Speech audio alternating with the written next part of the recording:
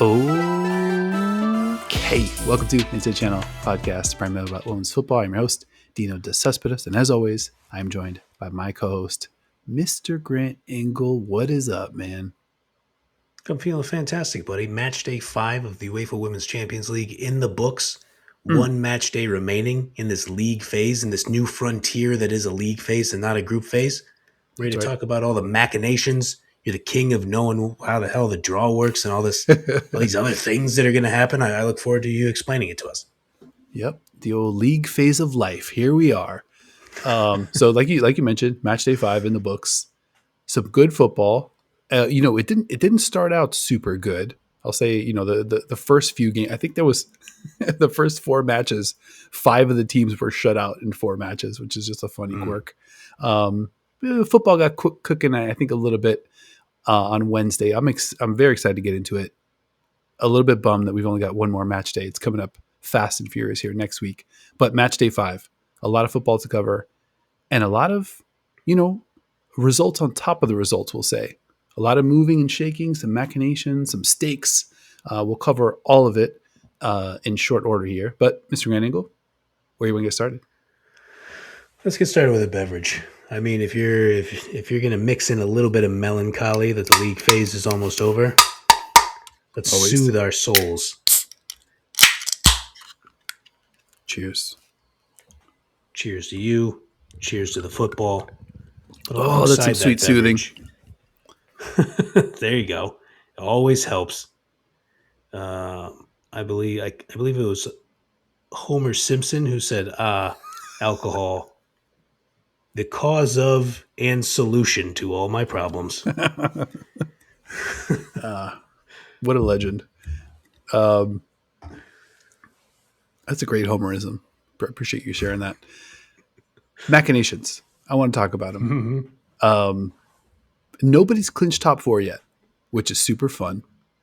10 teams have clinched top 12. Also kind of fun. Barca, Lyon, Chelsea, Madrid. Those are our current top 4. Juventus, Bayern, Wolfsburg, Arsenal. That's our 5 through 8. Manchester United and Paris FC, 9 and 10. All of those 10 teams are in the 12. There are 3 teams fighting for the 11 and 12 spots. Atleti, OH Leuven, Vålerenga. Vålerenga's got a lot of work to do. So for all intents and purposes, they're probably going to be on the outside looking in. And then we said goodbye to 5 teams this week, sadly. FC Twente, Benfica, PSG, Associazione Sportiva di Roma, and St. Pölten. Adios, arrivederci. See you next season. Hopefully. I love all those teams, so hopefully they'll be back next year. Yeah, it's a hard league phase to get through. It used to be a hard group phase to get to. And even though there are teams that we like, and we like some of the players, and obviously we've made internet pals with them, there has to be some teams that get eliminated before you get to the knockout phase. This is the group this year. Some gave it a better, comported themselves better than others, but that's sports. That's the way life goes. No doubt. What? Let's talk about some of the football though. There was some really good football, a lot to chew on. Which of the match day 5 matches do you want to get started with? I love a chronological order, but I like an order of some kind, something that we can look at and be like, okay, this makes logical sense. What's step 1? What is step 2? Let's go through this, as a good plan. So let's just jump to the top of the table. I do like that you say nobody's really clinched top 4. Mathematically, you being the math guy on the podcast, that is correct. But let's be honest with ourselves. I believe the top 3 teams have pretty much sealed the deal to clinch top 4, at least the top 2 teams. So let's start with the team at the top of the table. Little club known as Barcelona. They played Benfica, on match day 5. And they got that dub, as they usually do. They definitely got that dub. Didn't look like the Barcelona dubs that we're used to, but I think that's okay. There's obviously some time to kind of like get things going, sort of like get the new personnel situated. But I thought that Barcelona kind of, obviously struggled. Tip of this, like it's weird because some of the stuff worked way worse, But then other stuff like Carolina Graham Hansen, who we haven't really seen, kind of like hit that level, I thought had a really good game in this one. Super active, super creative, super positive, creating a lot for others. I think she logged an assist in this one. Without her, I think it would have been tough sledding because it wasn't a ton of places to go for Barcelona.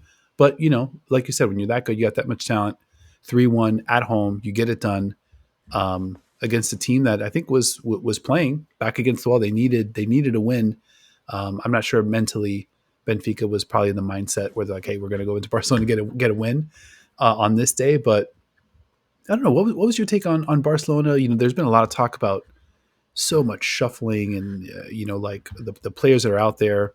You see the flashes, but you also see the difference between kind of like the Barcelona that we've seen at the absolute apex and the team that we saw this week. Yeah, I mean, look, they lost a 3-time Ballon d'Or winner in Aitana Bonmati. They've lost Patry, who's a metronome in the midfield. They're not going to be as good. I think that's totally reasonable. You are right, and it shows again that we've watched and talked about football so much together over the past few years. I was having the same thoughts about Caroline Graham Hansen in this match too, where I was like, it feels like she's been a little quiet.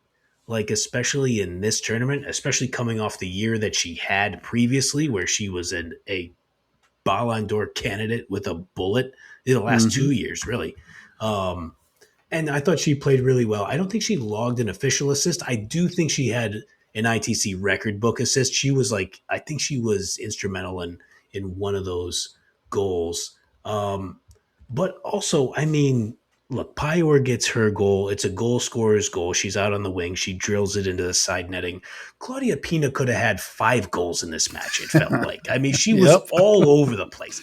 Like, she hits the crossbar twice. She had chances. They just didn't go in. So, like, how long is that going to continue? I'm going to guess probably not that long. I mean, I agree with you, but, it still has to be said that this team has to figure out how they're going to compete. This is Benfica at home, sure. Let's keep it here. Right. So, and we joked match day 4 about that Leuven matchup that Barcelona only won 3-0 also. I'm sorry. That was match day 3 because by match day 4 was 1-1 Chelsea. So right. It's been a while since we've seen like really like top level Barcelona. Doesn't necessarily mean that they won't reach it. But it will look different. So if Barcelona does lift a trophy, we're going to see a new version of Barcelona, which is kind of exciting because they're probably still the betting favorite. But as mentioned, haven't clinched top 4, but for all intents and purposes, I think Barcelona would have to lose and Juve would have to win. Real Madrid would have to win, Chelsea would have to win, Lyon would have to win, I believe. And Juve would have to make up a 9-goal differential. So Barcelona would have to get smacked. Juve would have to hang another 5 or 6-0 on Perry Manchester FC. United. Very possible. No, sorry, yeah, Barcelona's playing Perry FC. Pardon me. Yeah, so mathematically possible, but Barcelona probably into your top 4. Let's scoot ahead. Who do we have next? Lyon and Manchester United. Okay. So I hope everybody likes ASMR because you're going to hear a lot of mouse movement. You're going to hear a lot of scrolling through this episode. Some clickety clacks. Yeah, perhaps some Control F, getting to the notes. That's just the way this one's going to have to go. But look, apologies. Apologies if I hung you out to dry. No, let's see where we're at, buddy. No, you're the super producer. Don't worry about this. That's just me doing a little bit of filibustering. When we went into this Lyon-Manchester United match, one of the things that your boy pointed out, not to injure my shoulder, patting myself on the back, was can Lyon score early and will Manchester United be able to live with that? Lyon put the pressure on them very early. The attack was difficult for United to deal with, and Chewinga gets on the board in the 12th minute. She hits that diving, glancing header, which was also the entire action was started by Tabitha Chewinga. She, drives the ball upfield. She takes a tumble after her pass, kind of takes a minute to get up, and then finally gets up and then start. It's one of those things that every team should put on social media of just tracking that exact player to show like the whole 36 seconds building up to the goal. And I'll give credit to United here. Lyon scores that goal, and the one thing that we talked about in the preview was sometimes Lyon gets that goal. Sometimes it's in the first 5 minutes, sometimes it's in the first 10 or the first 15, and then they just start to pour them in. Even with the scoreline of 3-0, that did not happen in this match. I mean, United held on for quite a while after that. They did hold on. I mean, defensively, I thought they were pretty stout. Their problem was offensively. There was like pretty much no bite. Millar had that first half opportunity that was a real. I mean, I love when they say the goal was gaping, because that goal was absolutely gaping, and Millar just kind of skied it, unfortunately. And when you have obviously an inexperienced team playing against the Lyon, obviously like history books just go, the pages just go and go with a team like Lyon. Right. That's going to happen. The announcers were talking about the age disparity too. I think United trotted out a younger team. Credit to them, they kept it close, but just 3 shots in the day for United, 0 on target. This is a team that really missed Elizabeth Turlin today. Obviously, Rachel Williams gets a start. Almost no impact there. I mean, they kept it close, but also they were pretty far away from actually being, I don't want to say competitive, but at the level, I'll say. They never looked like winning it. I think that's fair. I'm giving them a little bit of credit for that, that switch that you're talking about. No Turland. You have Williams getting the start. 37-year-old England international Rachel Williams. Actually, maybe I shouldn't say England international. I'm not sure if she ever got caps for the Lionesses. Somebody in the comments will fact check me, I'm sure, and I appreciate it. But yeah, I mean, look, they didn't get absolutely destroyed. But there's only so much you can do in a Melchi Dumornay game, because the announcer had it exactly right. She looked like the best player on the field. She was the best player on the field. And there's just very few things when she gets cooking like that. Yeah, she didn't score until the last 10 minutes where she was able to put in those 2. But, whoa. Put in those 2.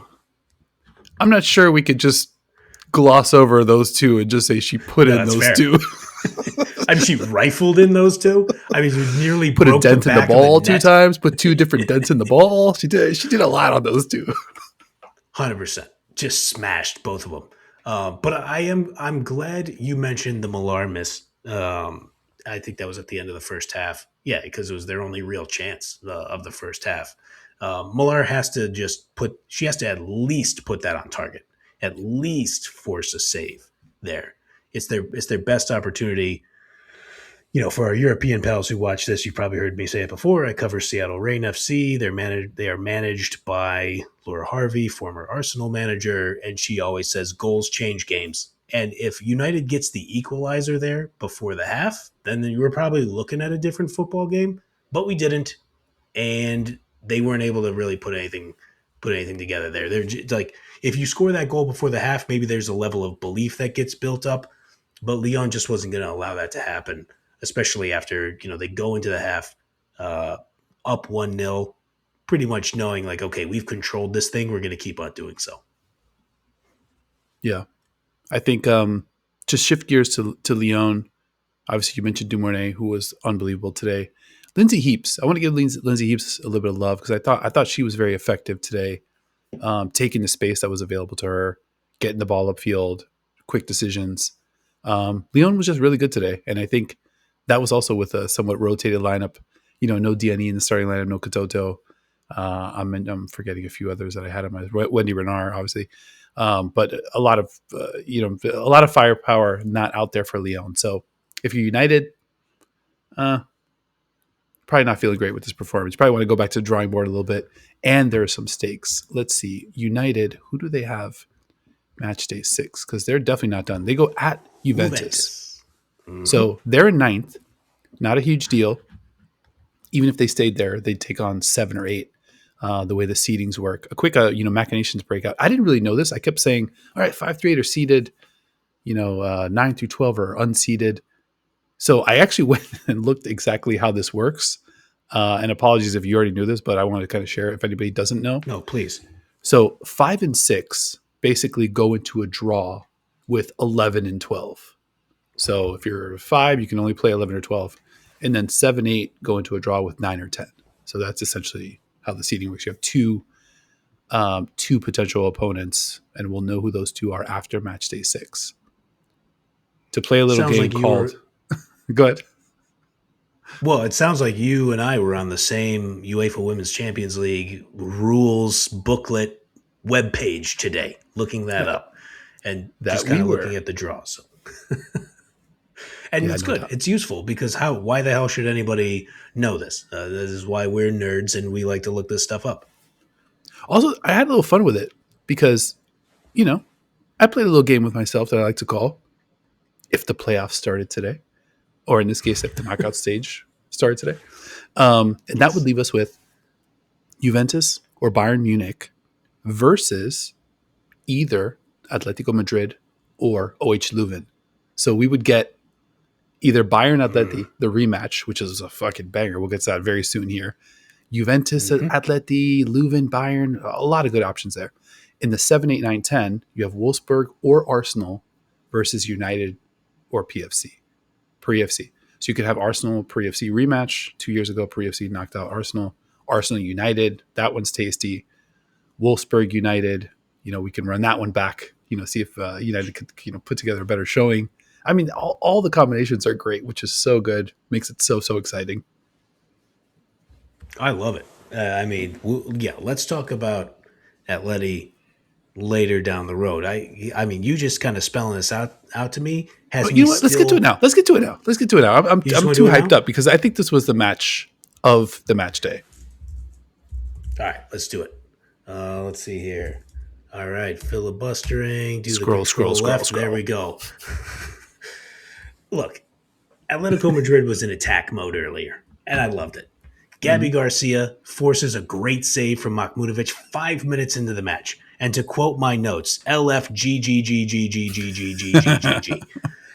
Because I love the way Atletico Madrid came out and took the fight to Bayern early. Now, did they end up retreating into a little bit more of that underdog football that you and I expected? Yes. But the fact that they knew, look, we're going to take some of our chances. There have to be multiple minute stretches where we're using our passing ability and finding channels and getting, upfield, but then we'll retreat back into a defensive shell. I thought they did that masterfully throughout the match. No doubt. And this was, I would say, the most even matchup of the 9. The stats bear it out. The game bore it out. I think couple different lead changes, ends in a draw. Both teams probably kind of excited, kind of disappointed, which is always kind of what you want to see in a match like this. A great Fiamma goal. I mean, just super cool moments. And I'm really glad you brought up Chewinga and Lyon, because that's such a key point to say it's not just about the moment and looking at the moment, right? You got to zoom out and be like, all right, what got us here? And the reason I brought it up is because Pernille Harder in this match, I totally agree with you that Atleti started very fast. Bayern then very clearly, back half of the first half, wanted to wrestle back control of the match and really say, no, we're the big dogs in this match. We're in control. We're going to take all the shots. We're going to, control the tempo. And I thought Pernille Harder was a key part of that.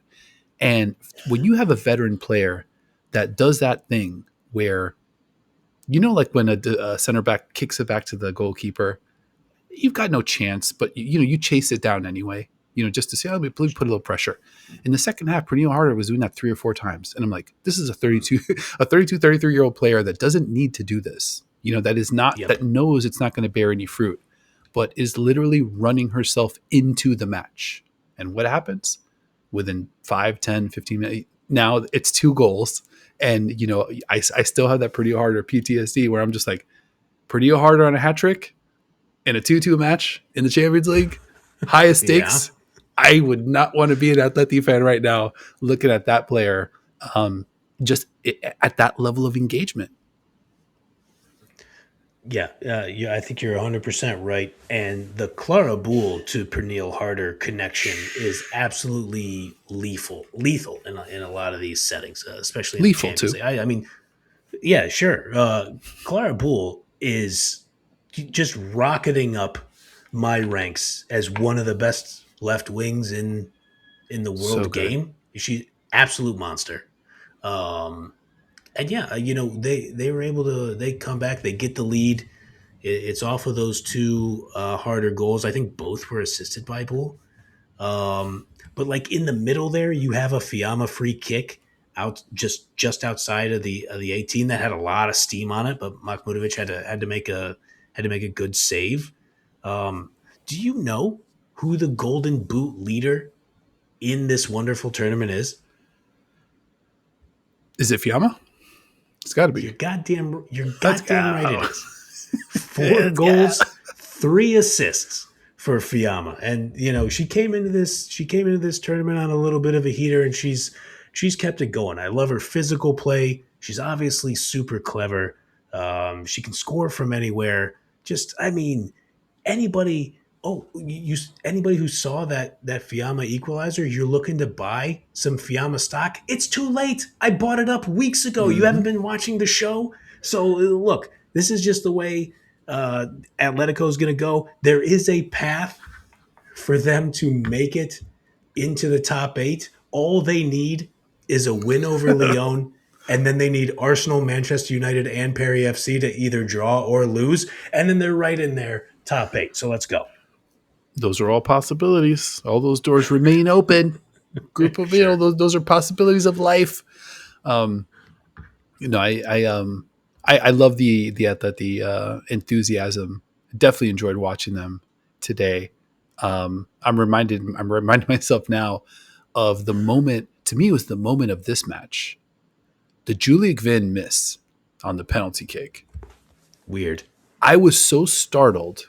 So I was holding my 3-month old in my arms, and I made, God bless her, I made her cry because I was just like, I did a very intense inhale gasp. I didn't quite clutch my pearls because I'm holding my daughter, but suffice it to say, she was made upset by my very visceral Wow. reaction to Julia Gwyn's Miss PK. But as I tried to explain to her, listen, Julia Gwyn is not a player that misses PKs. Did she understand anything I was saying? No, she's 3 months old, but here we are. Maybe spiritually she's already a Bayern Munich supporter, man. Maybe she's a fan of Julia Gavin. You never know. Maybe she will grow up to be one of the best right backs in the world. You never know. Yeah, Maybe absolutely bizarre. maybe Gabby Garcia, her namesake. Maybe she was looking at the other side, and who knows? I mean, it could be anything at this point. Tears of joy. Yeah, she's not a big. Doesn't talk too much, right? Just yet. So hard to know what she's thinking. She's real stoic. Of course.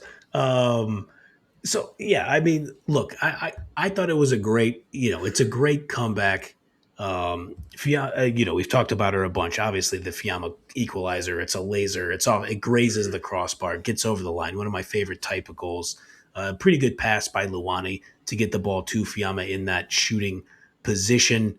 Um, and then I just want to point out this one like little micro moment of the match, like very into stoppage time. I think there's like a little less than a minute left, and Atleti finds a way defensively to just force Bayern out of the attacking half. They're able to get a clearance and then force them to play the ball all the way back to Makhmutovic, the keeper. And it's just like these are the little things to where they knew they could waste that extra 10, 15, 20 seconds. That's just good football. That are just things. It's like, okay, can I in the margins, can we kind of peck away at these little things? And I just love that they're good at all that stuff. That's so true, and I mean, like, it's so disorienting because this is our third year covering the Champions League, and this just was not the feeling, right? Like year one of covering the league, like it just felt like so many of the matches were big score lines, big disparities. Or okay, we're getting like, I don't know, Chelsea against a Slavia Prague or something, and it's like, all right, we're gonna know what time. It felt like 75% of the the group stage were matches like that, like real mismatches. And this league phase feels like 2, 3, 4 matches out of the bunch are just real toss-ups. And I think as we get further and further down the line, just me rattling off, kind of tongue in cheek, but if the playoffs started today, all those matchups are awesome. And I'm really not sure who I would pick in the grand majority of those 5 through 12, which is super duper exciting. So sorry for that little diatribe there, but I know we went a little out of order and we're not chronological. So right now we're just floating in space and time aimlessly, where do we want to go from here? Do we do Juve? Let's do Real Madrid Wolfsburg. Because they, if we're going to stick to the big board, that is, I think technically the next one on the list, Real Madrid 2, Wolfsburg 0, in what was either our first or second most anticipated matchup of match day 5. I gotta tell you, Real Madrid was able to avoid some danger in multiple different spots in this match to get the win. Maël Lacroix, early, made just a wild decision to play the ball back to Misa. There was no time. There was no space. You could see Misa's reaction like, what did you do that for? Just completely confused at why Lacroix did that. And Pettimores skies it over the crossbar. I think there are multiple moments in this match where Pettimores, the Dutch international, should have scored and didn't.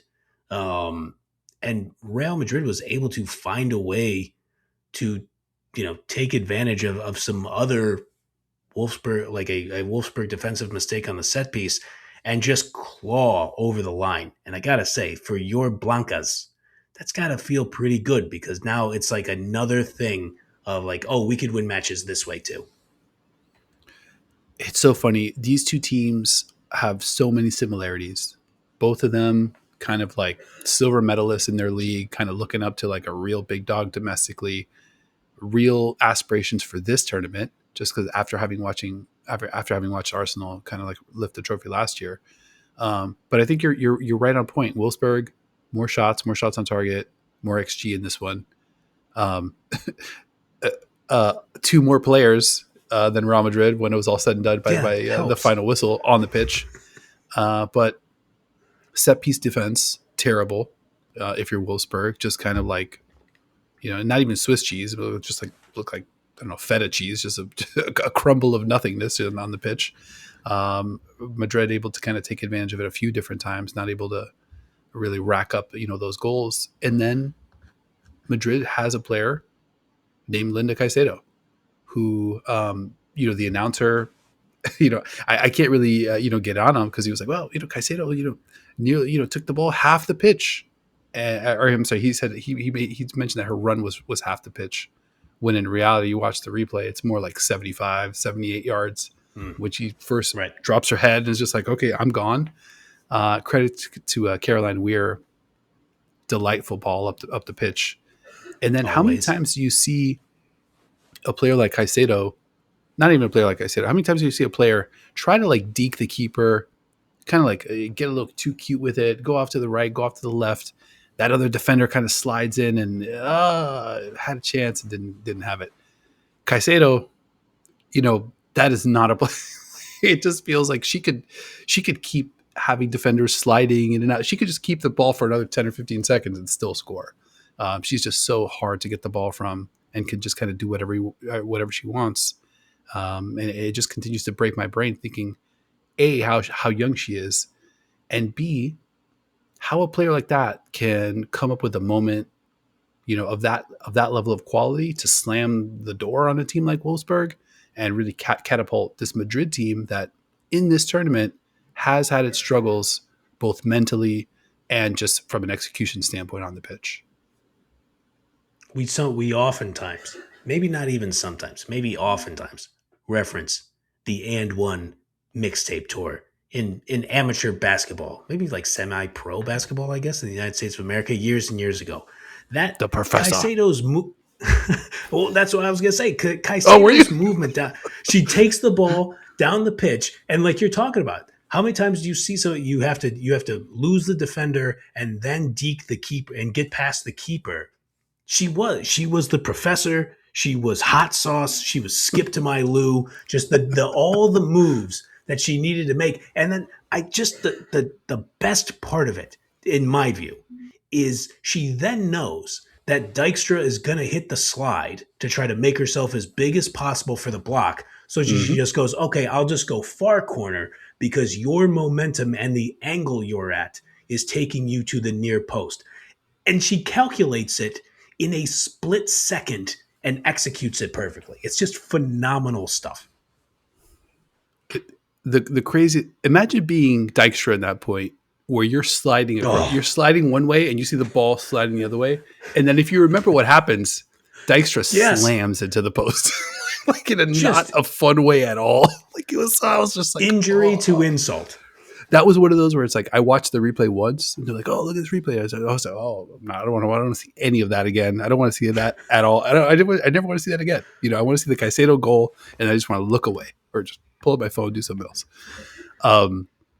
Wolfsburg, though, I mean, some bright spots. Like I thought Camila Couver, a young player at center back, looked good, had moments, good shot distribution, although. We just want to see more. Bjornstein not really able to get into the game in a big way, but Alexandra Pop, Yanina Minga, Ella Pettimores, all with 3 shots. Substitute came in later. Cora Zakai, also 3 shots. I think Zakai probably could have brought that player a little bit earlier. She's been so good this season and looked really good immediately upon coming to the match. Just a weird performance from Wolfsburg. And when you look at their run of form in the Champions League, it's win, loss, win, loss. And I just really can't make heads or tails of this team. Like I could see this team in semifinals. I could see this team getting smacked by Leuven in the quarter of the first phase of the knockout stage. This is one of the teams with the most, just the most possibility of the most, possible outcomes. I totally agree. I mean, you mentioned they won like in all the stats. I don't think they necessarily played terribly. I mean, they had opportunities. They just didn't cash in. Like, in the first half, they had 3 shots on target. I think we should probably reference again. I mentioned Misa Rodriguez's good save early. This felt a little bit like a Misa Rodriguez game too. She was awesome. I thought she has Really good. a great ability to make some acrobatic saves. She has a good diving radius, if you will, and strong hands to always. She seems like she's real good at pushing the ball over the bar. So yeah, like I'm 100% with you. It's hard to predict what Wolfsburg is going to do. It's like their form seems to kind of dip up and down in this competition, even some in Frauen Bundesliga from what we've seen. So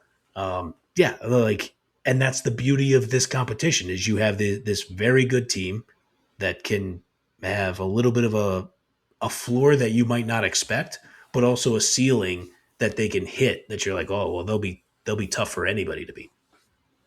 Yeah.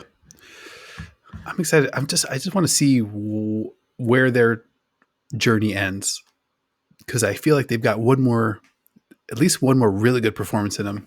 And I think they've got at least one more really shitty performance in them. And I think we'll see what happens when. But I don't know. My antennas are up for checking out this Wolfsburg side. Let's shift gears though to a team that I'll say I've got a little bit more confidence in. Juventus 5, STP 0. Juve goes on the road, gets a big win. Fun quirk here. The XG in this one, 4.9 for Juve, 0.2 for STP. So 5-0 for real, 4.9 to 0.2 from an XG standpoint. Juve dominates across all the key categories. What'd you see in this one?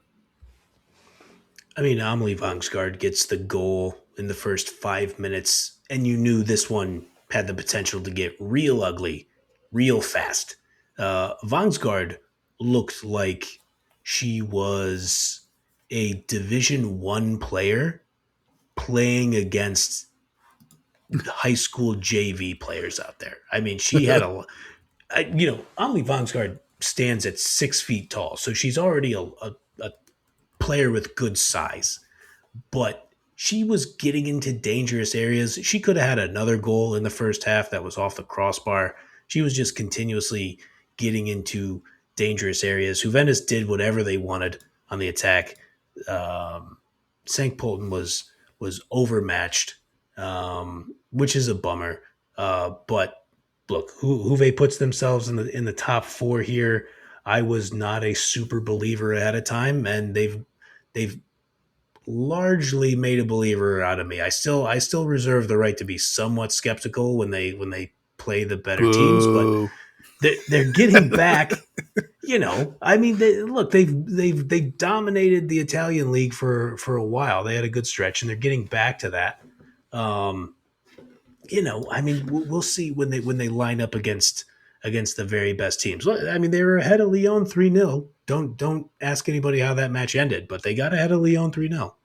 Yeah, it still took a point off Lyon. I mean, the only team to do so in the field. I don't know. Can't balk at that. Go on the road. They beat your Atletico Madrid 2-1. They beat Benfica. It's close. And they've got a draw to Lyon and a 2-1 loss at Bayern. Like, these are the very respectable outcomes. This one was pretty fun. I really enjoyed watching Cristina Girelli versus Karina Schluter. Yep. I think 3 or 4 times. Like, that matchup was very entertaining. Krumbagel, I think it's Bagel. For Juventus was incredible in the first half. Just an absolute freight train. I loved that she netted a goal before she got out of there, because I mean, that was super well deserved. Chiara Beccari, young player, like kind of stepping into, I don't know if she's stepping exactly into that Sofia Cantore role, but filling those shoes a little bit from a production standpoint. And I'm just really glad you mentioned Vangsgaard, because this is a player. Obviously, we kind of first get introduced to Vangsgaard during her time at PSG, playing for the Danish national team. And, like, you can see the tools there, right?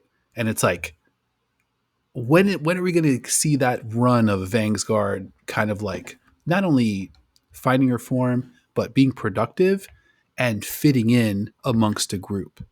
And I think this is her second season at Juve now. She really looks like she's fit in there. And you could see on her face after scoring that goal, like the elation, the relief, just like the yes, like I'm where I'm supposed to be right now as a footballer. That moment I definitely took note of, because I really like that player, and just a really cool moment, and kind of set them on course for a really big win that they needed.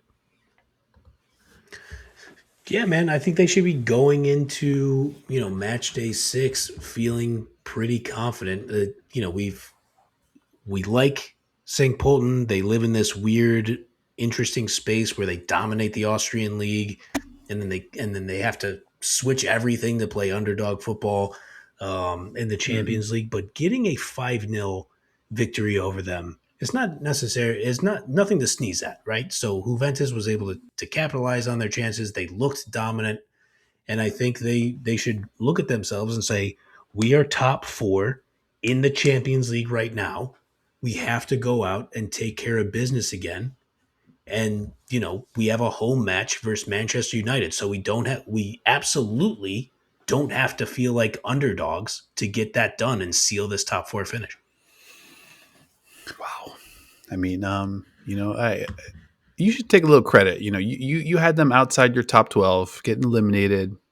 I'm sure they saw that, put it on the bulletin board. I mean, I know it's a video. You can't put a video on the bulletin board, but I don't know. Maybe it's a transcript. Maybe somebody printed out, translated. That's possible.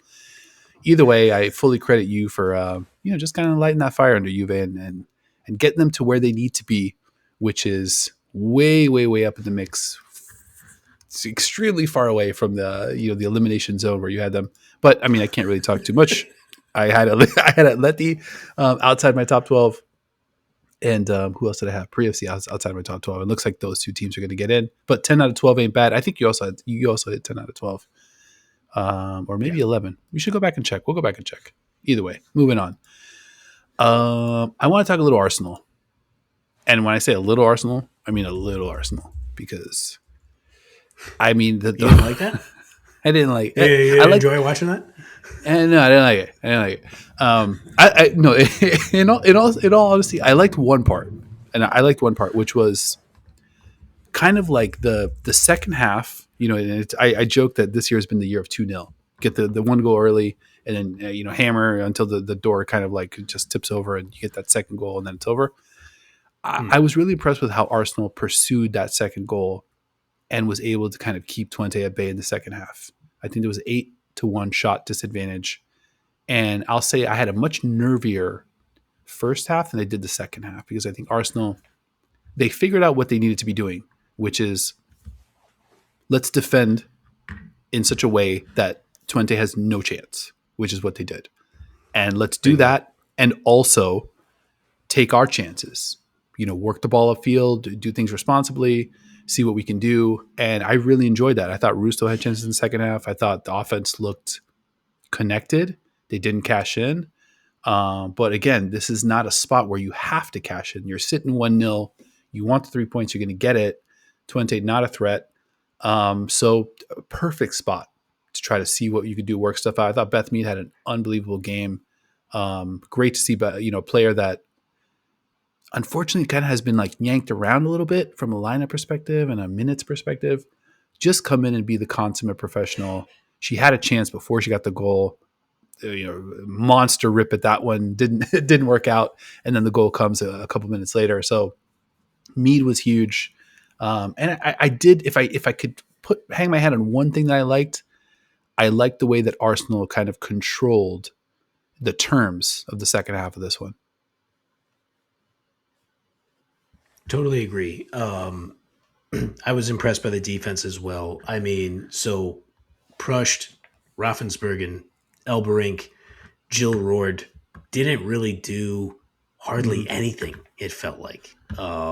Jill Roord, who we have talked about obviously since her time at Manchester City Football Club, she'll get some shots off. Now, whether or not they're going to stay inside the stadium or be directly on target and almost break the back of the net, that's a different story. That's a different conversation, right? We can talk about that whenever. Jill Roord didn't register a shot in this match. Jamie Raffensbergen, 24-year-old Dutch international, had one shot. And she had 27 total touches, the fewest of any outfield player to play 90 minutes. That stat is courtesy of our pals at FOTMOB, of course. So I really liked the Arsenal defensive performance. And another little kind of maybe a periphery type of nugget here is I like that Olivia Smith, after Elberink from Twente fouled the shit out of your keeper, Borbe, that Olivia Smith just had a couple moments there where she was like, all right, I'm just going to foul whoever has the ball next. And she got herself a yellow card. But I don't know if it was totally on purpose or if it was, subconscious or whatever. But she very clearly had made a decision. All right, it's physical play time now. Yeah, I'll show you what's up. Yeah, you obviously need that. And you couple that response from Smith with her placement on the pitch, which was kind of like up top on the left. And I don't know. I don't want to say that, like we figured out where she should be, but she looked really good up there. I think in that spot, just kind of in space, able to run, able to create, able to cut inside. So all of a sudden, if you combine maybe carving out, a little bit of like one's identity within this team, within this attack with, hey, I'm going to be a little bit of like the enforcer, leader, physical kind of like, put the goon and gooner kind of player. Like, I mean, I don't know. We might have, you might have turned me around, bro, in terms of like where my expectations are for this tournament. I might be feeling a little gully. Oh, there he is. All right, why not? I mean, look, you're holding the trophy, so why shouldn't you be confident here? I mean, come on, let everybody know. Yeah, I mean, it's just that Leuven match day 6 that's looming that I don't like. Don't like it. Don't like it. Mm-hmm. Okay, so Arsenal gets past Twente. Twente, see you later. 1-0. See you next year. I love Twente. I'm really bummed that they didn't make the cut this year, but kind of not their year. You really have to. I mean, it's just so tough. Like, do you remember year one where it kind of felt like the second team in those group stages? Whether it was like the Ajaxes, I mean, Braun was the second team there. Hacken was the second team. I mean, when you think about who was in our final 8 2 years ago, like, this is a different world right now. Like, I loved those teams, obviously, but you can't really compare where we're at now. Like these are, I don't know. The game has evolved quite a bit. It's really exciting. I don't know. What do you? Are you also seeing that, or am I just kind of like losing my mind a little bit? No, there's definitely some of that. I think it's obvious to see what we've seen Senior Gaupset become. Justine Jelland makes the move over to Wolfsburg. Mm-hmm. Merritt Bromberg Lund makes the move over to Benfica. Like it's clear to see. Like, obviously, with the benefit Kika, of Gaupset, hindsight, yeah. There's been a bunch of like, but no, I mean, like, Ben. Now I'm remembering. I think I can remember all four. I think it's Benfica, Hacken, Braun, and then who am I missing from that Perry first year? FC or did Oh, PSG make it that Ajax. year? Ajax. Oh yeah, Wait, did Ajax make it? Yeah, Ajax make it no, because I they don't lost think to Chelsea. Oh yeah. You're right. Yeah, and then PSG and Bayern didn't make it. So you look at those four: Ajax, Braun, Hacken, Benfica. Those were 4 of our final 8. Outside of Braun, I don't think any of those other 3 are sniffing maybe our top 12 this year. I don't know, man. I can't really wrap my head around what exactly has happened, but it doesn't seem like the same brand of football. Yeah, that was a good Ajax team with Chastity Grant, Rome Luchter played on that team. I think obviously Lily Johannes played on that team. Yeah. I absolutely the quality of the football though overall. I 100% get where you're coming from on this.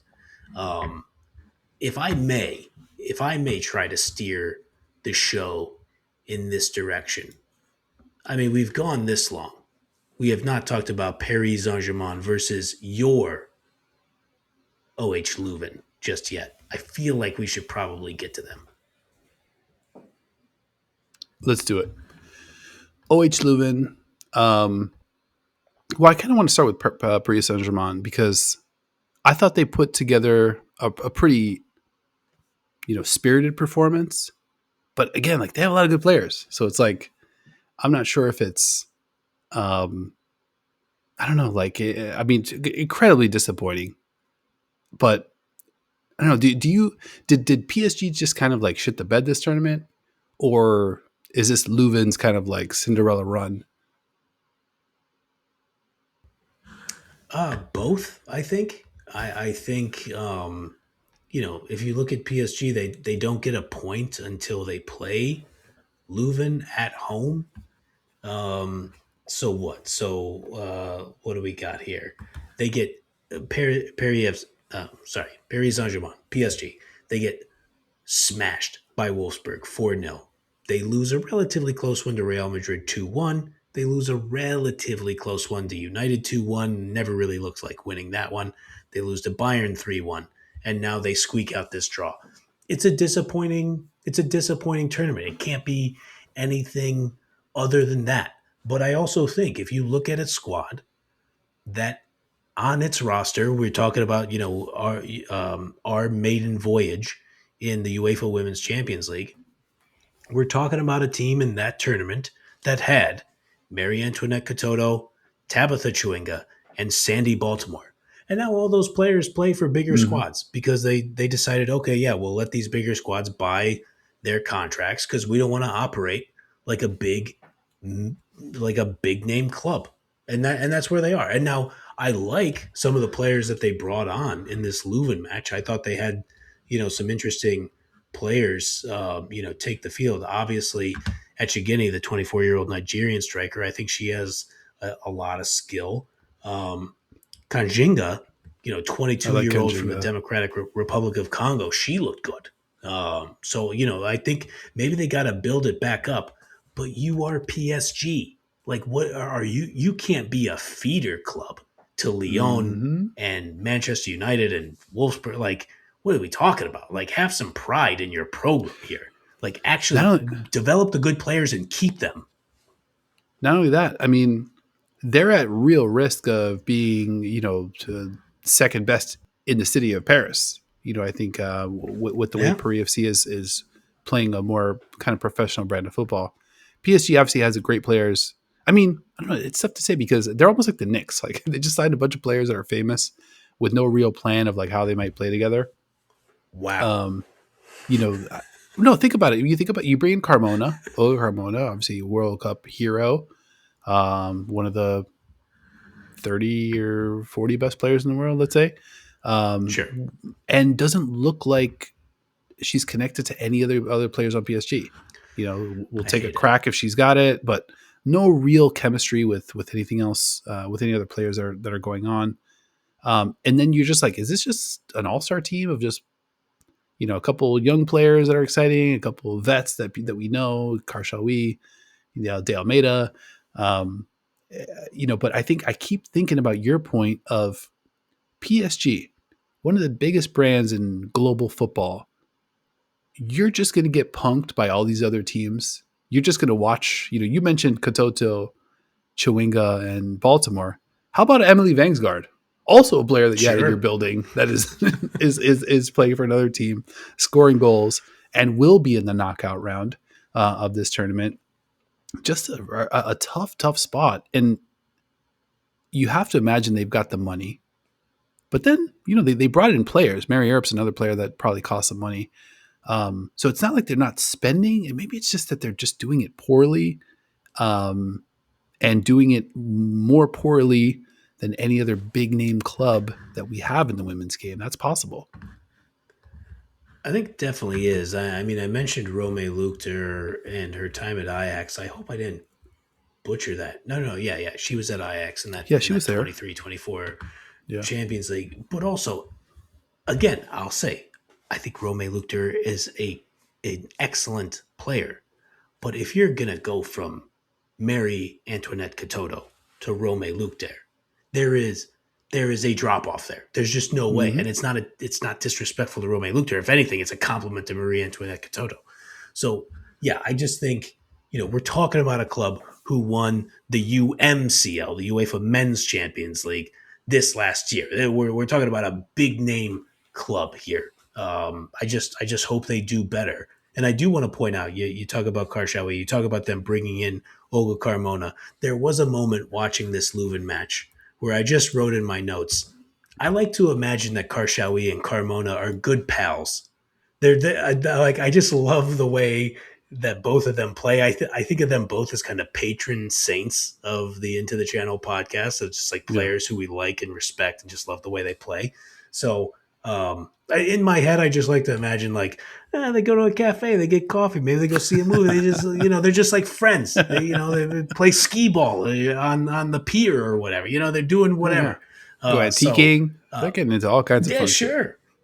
They can do all that stuff. But unfortunately, they're not winning any Champions League matches together. No, not this year. I love. I made a note. Last quick note on PSG. I don't know. I don't think we ever talked about this because, first of all, why would we have talked about this? But when I played high school football, I converted from my junior year to my senior year from offensive line to tight end. So my offensive line Awesome. season, my number was 77. I've never really had a good 77 to go to. When I played tight end as a senior, I switched to 84. So I was like, all right, Shannon Sharp's my guy. Well, we'll talk about that one later. Didn't age that well, but yeah, he was the guy back then. I was playing football. Sure. But 77, never really had a good 77 until, well, I'm going to put you on the spot. Can you name a famous 77 doing it right now? I'm sure you can. Well, I mean, didn't Luka Doncic wear 77? Yeah. So Luka, but he's on the Lakers now, so I can't really do the Lakers 77. I think he was no go. So I think the Olga 77 with the Olga on the back, those black PSG kits.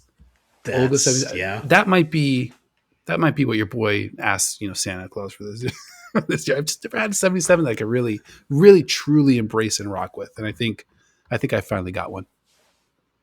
There you go. World Cup hero. You could. I mean, yeah, I love it as a pick. I mean, she's one of my favorite players. We've been singing her praises for years at this point. And the Paris Saint-Germain jersey is excellent. It's a good looking kit, no doubt. We haven't really talked about Leuven that much. Should we do that? I mean, this is your squad. I got to give you your props. I mean, after their first match, there are a lot of parallels with me and you watching SK Braun in 2023 and being like, wait a minute, hold on.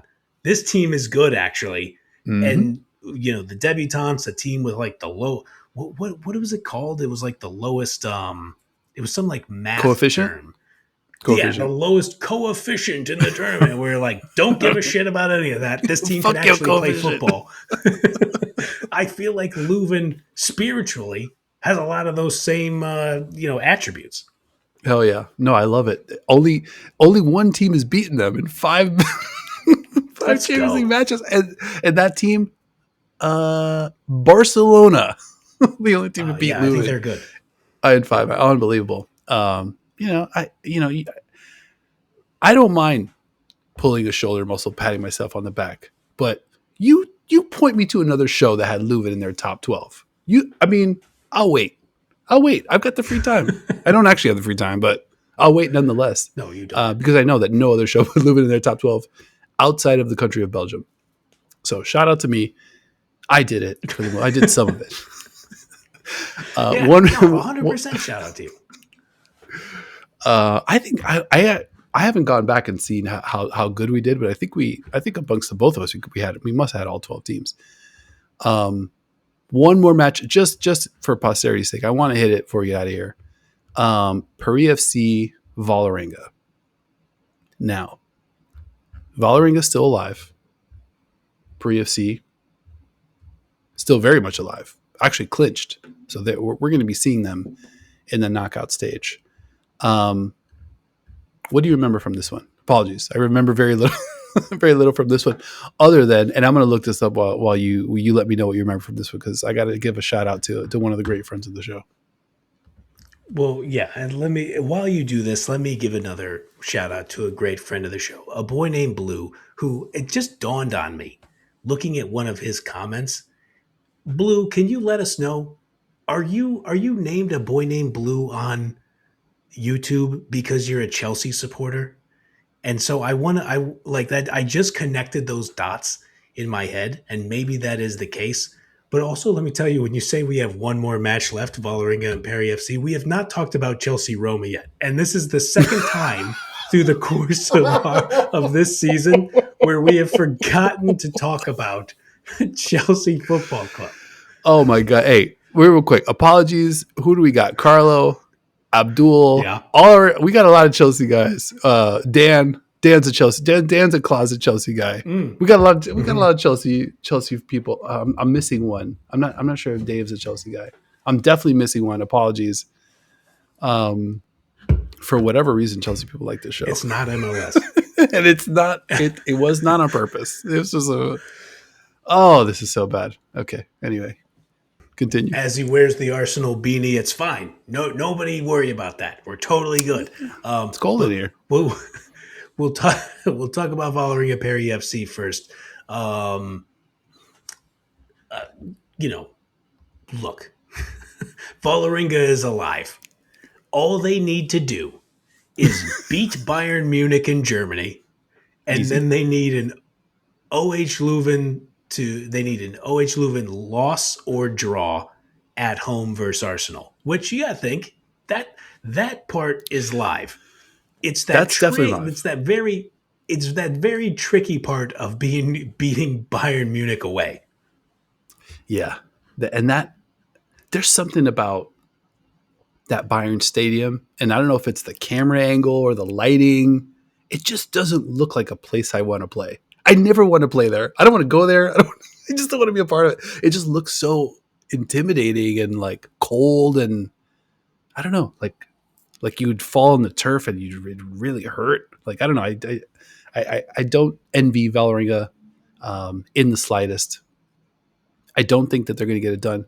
But shout out to you. I think you nailed the key point, which is OH Leuven, all jokes aside, are going to have a tough time, even though they're hosting Arsenal, getting a result there. And they need a win because Vålerenga needs a win regardless. If a draw and they're done. So Vålerenga, let's assume they get the win.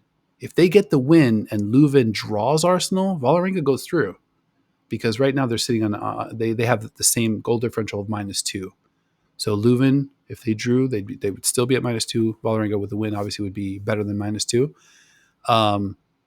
So assuming that Arsenal is able to get it done and not lose to Leuven, Vålerenga will be playing for a spot in the top 12, which is super cool, despite the fact that obviously it's a tall task having to go into Munich and beat that Bayern side. Super tall task, and Bayern has stakes too. I mean, they're sitting on 10 points now. They're way behind all the other competitors in terms of goal differential. But if you're Bayern, you have to go into this match and say, let's win by 2 goals and just see where the chips fall and see if there's a strange result in the Juventus Manchester United match. That's live, right? Like United could draw Juventus. United could beat Juventus, right? So Twente could give Real Madrid a match. I've been waiting all show to say this. Real Madrid is going to play in the Netherlands against Twente. And if you're Bayern Munich, you're going to look at previous results from last year's UEFA Women's Champions League tournament, and you're going to go, listen, Twente only lost 3-2 to Real Madrid in that group stage, in their second group stage match. So Twente is live to maybe scratch out a draw versus Madrid. And to also point out, in their first match in the group stage, Real Madrid beat Twente 7-0, but I promise you, buddy, if you remember, it was a close 7-0. I'll take that to my grave. That Twente played really well in that first half, and then things got a little squirrely after that. But I think if you're Bayern Munich, you have to go in there. And so if you're Bayern Munich, you have to go in and play Vålerenga really tough and make sure you scratch out the win. So to say it's a tall task for Vålerenga, I think, you nailed it. But, it'll be interesting to see both teams' mindset kind of going into that one. You mentioned at the top 3 teams kind of separated themselves. I think that's mostly true. Barcelona, Lyon on 13 points. Chelsea, who's in third, shout out to them, and shout out to our guys, Abdul, Blue. We're just making Blue a Chelsea fan at this point. Sure, Carlo, yes. You already know what time it is. Yeah. There's 7 teams between 9 points and 11 points. Bayern, smack in the middle of that. One of the worst goal differentials of the 7, -2, on account of that Barcelona result. But I think any of those 7 teams, Chelsea, Madrid, Juventus, Bayern, Wolfsburg, Arsenal, United, have real reason to try to get 3 points and just see what happens above them and see if you can sneak into the top 4. Because outside of Barcelona, Lyon, neither of them have clinched either. Like Lyon doesn't have an overwhelming goal differential. They're at +9, so they could get caught by Real Madrid, who's at +6, or Juventus is at +6. Chelsea, the best goal differential of the tournament, +16, shout out to them. The best goals allowed of the tournament, only 2, shout out to them. Sitting in third, as mentioned, all of these superlatives for Chelsea. Why does it still feel like this team has a little bit of trick or treat to it? Because a wise man once described to me the old goal differential piggy bank. And what Chelsea figured out was, hey, how about we beat Perry FC, a team that we have clearly outmatched in talent? Let's beat them 4-0. And then in our next match, when we take on the champions of Austria, let's beat them. Let's beat St. Pölten, STP, if you will, 6-0.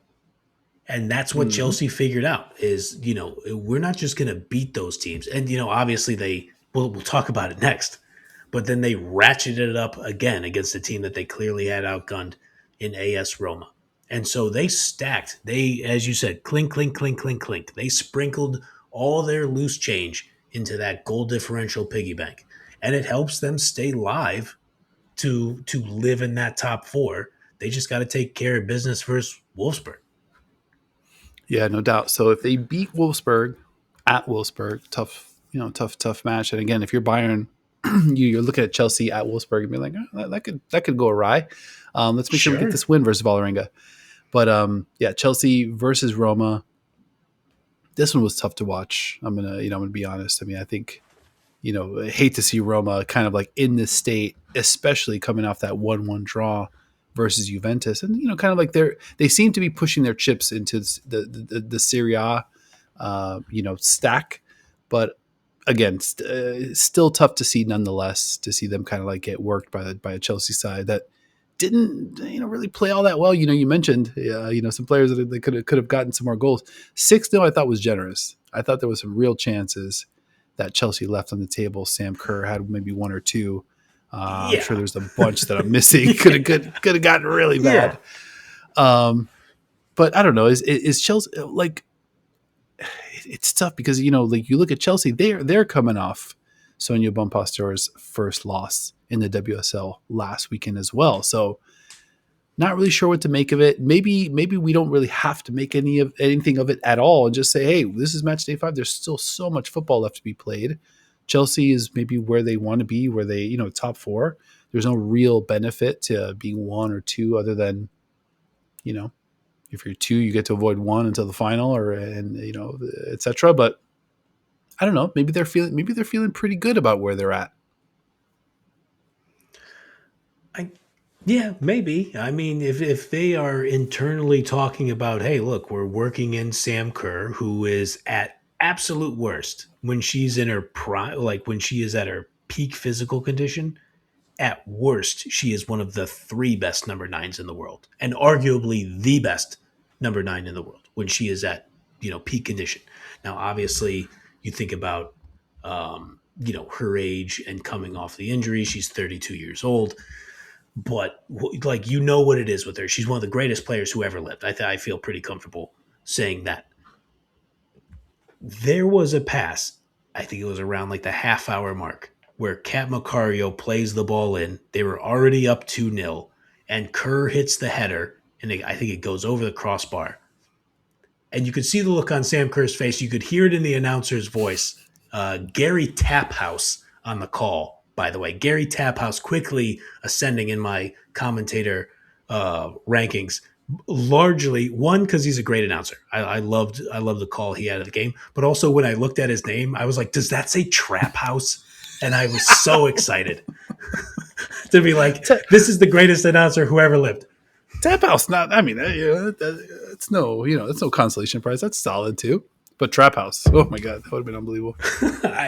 Dude, I mean, Gary, come on the show. If this comes across your radar, please, we need you to come on the show as an Englishman, or my apologies, sound like an Englishman. We got to get you on the show. We got to ask you if you know what a trap house is. Different discussion for a different time. But what I'm getting at here, after that digression, is that if the Kat Macario to Sam Kerr connection really starts working, everybody could be in huge trouble. So we'll see. Like, I don't think Chelsea should feel too badly about themselves. What I love about what you just said is obviously Sam Kerr has been, in the vicinity for a little bit here. It's been a few weeks, maybe a little bit longer that, she's been making appearances. And in this match, she got like real chances, which we kind of haven't, I'm not saying that she's been out of position, but, when you're not really in rhythm, like it's tough to, kind of like, be fully connected and get all of those Sam Kerr opportunities that you're used to per minute, right? Because we're used to seeing her be super productive. But now they're starting to get the ball to her. I think if we're thinking about the same one, that one to Macario, Sam Kerr got up off the ground in a way that looked pretty good. Like I was just like, okay, vertical is working its way back. Good contact on the header. just a little bit off point. But I agree with you, man. I mean, if Kerr is able to round into shape here, and I mean, we're still 5+ months from the final, she could be a player. She could be the player of the last two matches of the tournament, of the semifinal Sure. plus the final. She has that in her bag, absolutely. Yeah. And for whatever reason at Chelsea, ABJ, kind of hasn't fully hit the stride at Chelsea this year. Myra Ramirez, the injury, Kat Macario, we've seen what she's done on U.S. Women's National Team. In this one, was playing a little bit deeper, more of a midfield vibe. So I don't know, maybe the stars are aligning a little bit for a Sam Kerr, comeback. And for a team like Chelsea that's been knocking on the door, that's been dying, to be able to lift this Champions League trophy, I don't know. There could be some synchronicity to like kind of what we're seeing here, and that would just be incredible. Like you think about Sam Kerr being disappointed at the World Cup in Australia, just kind of fighting back from, just barely having gotten back from injury and not really being able to do everything she wanted to do. This tournament would be a really cool platform to see Sam Kerr kind of like really ascend back up to the absolute apex.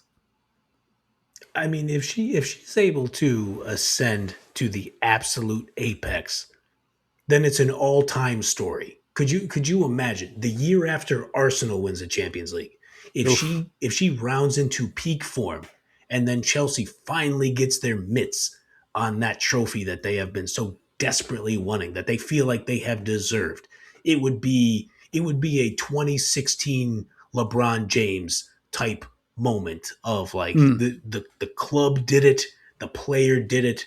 It's for it's for that part of the city, I suppose you would say. Like it would be an all-timer on several different levels. Now, can they do it? I mean, it definitely remains to be seen. But like we said, though, like she's absolutely one of the best players in the world when she is in peak form. Can she get to that level at 32 years old post injury? It's going to be hard to say. I love that you mentioned that, like the club did it, the player did it, because like this one would be very special because it would be like the club did it and couldn't have done it without the player getting back to where we expect the player to be, which just makes it a special kind of like, just kind of storybook ending potentially. But we're not there. Tons of football to be played. Let's talk a little bit about Matchday 6. A couple matches that we don't have to watch. We watch a ton of football. So we're going to give ourselves a little break. We'll watch this one on a little bit of tape delay. PSG at Benfica. I'm sure you guys are going to give it your all. We'll check it out on the replay. STP at AS Roma. We'll do the same. So that leaves 7 matchups that we need to check in with next week. Barcelona at Pre FC. Lyon hosting Atletico Madrid. Chelsea at Wolfsburg. Real Madrid at FC Twente. Juventus hosting Manchester United. Bayern Munich hosting Vålerenga. And Arsenal heading to Belgium to take on OH Leuven. That is a slate. All at the same time, all at noon on Wednesday, December 17th in the Pacific Standard Time Zone. Yeah, I'll have to watch. I'll be in no spoilers mode. I got a big work thing I got to do on Wednesday. Poor planning by me. But yeah, man, I mean, look, there's going to be some jockeying at the table. You get to see the live table movement. That's one of the most fun parts about final day of, before the knockout phase. Love a live table. I mean, the live table, it is a crime that more American sports have not adopted the live table. Like the NFL, there are many reasons why I think the people who manage the NFL are stupid and terrible. But the fact that they do not have live standings is just mystifying to me because people would eat that up. Yeah, it's got to grab the paper, open it up tomorrow. You get caught up. You got to get up to speed. All right, Matchday 6. That's happening Wednesday, December 17th. Little episode calendar. Obviously, we hit our Matchday 5 recap. Check. We'll have a Matchday 6 recap next week after the action. So as mentioned, everything's happening on Wednesday, right? Right. So here's the question. All right, all the matches, every single 9 matches happening at noon on Wednesday, December 17th. You are a Mm-hmm. father of 2 children. You have a 2. job. Mm-hmm. I have a full-time job that also requires a lot of attention. We need to figure out when we can recap this. We obviously need to recap it. Could our internet pals do us a favor if we recap this thing on Friday night? Would you just give it a watch or listen over the weekend and be like, okay, yeah, we digested the match. We have our thoughts. Let's see what these 2 bros in America think about it. I hope you guys would give us that grace. Yeah, love that. All right, so for the 2 people still listening at the hour 15 mark, let us know in the comment section if you'd be down, for what my guy Grant proposed. Either way, Thursday, Friday, doesn't matter. We'll be back with a recap for Match Day 6. Just because we need to talk about it. We need to break it down. I need a place to vent. There's a lot of things that I just need to kind of get off my chest, football related and non-football related. That Rosalie album, as an example, just oh my god, what a banger! Can't stop listening to it. Either way, Nice. Episode calendar to round it out before we get out of here. 2025. I propose we do a best 11 globally. Everybody's got their league, domestic. I think we're in a unique situation to be able to say these are the best 11 players in the world at position. Maybe we can talk it out. Maybe we can do a draft. Maybe we can do a little Twitter poll. We'll have some fun with it. We got time to sort it out. And then I mentioned this to you earlier in the day. I want to do a little best of. I think this has been a banner year for your boys, 2025. Crazy guests, crazy coverage. Just you think about what we did for the Euros. I mean, the marathon that was July 2025. I want to recap, some of our best moments as a show of 2025. Give our friends, a little something to chew on over the holidays. So let's put something like that together as well. And then I think that will be just enough to call it a year. I think that makes sense. You know what? We've had other times on this show where we've said things that we're going to do, and I'd be like, okay, well, we said it on the show, so we got to do it. And then we just end up not doing it because life happens and, this is our side gig and we have other jobs. But I like the idea of a best of. And just another little Easter egg. I just want to, you mentioned how deep we are into the show, an hour 17 into the show. Just an Easter egg for anybody who's still listening. If anybody still cares, I'm not sure why you would.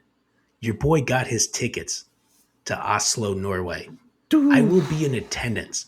Whether I get the media credential or I have to buy a ticket, I am showing up to the UEFA Women's Champions League final in Norway. It's going to be either May 22nd or May 23rd. I got to guess it'll likely be on May 23rd, which is a Saturday.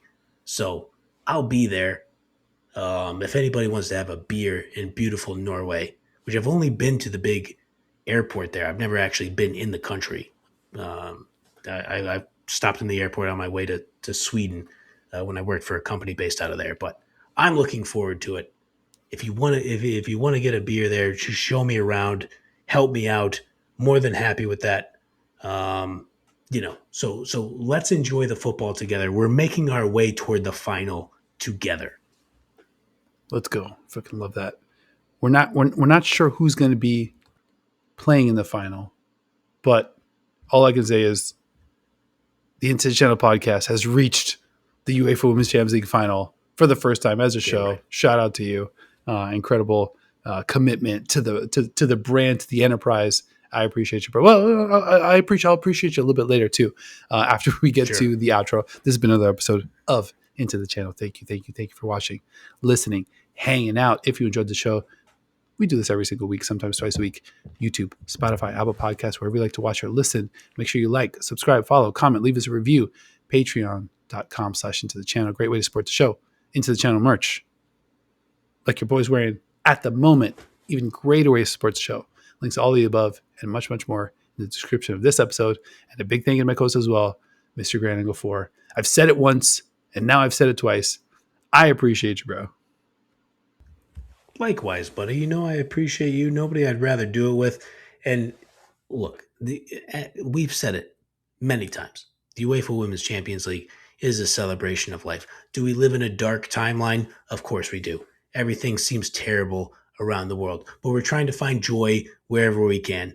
And you guys help bring that joy with the knowledge, with the context, talking to us about the football, trying to find some kind of level of happiness in this silly game that we call football. And we very much appreciate all of you. So thank you for watching, and we will see you all next time.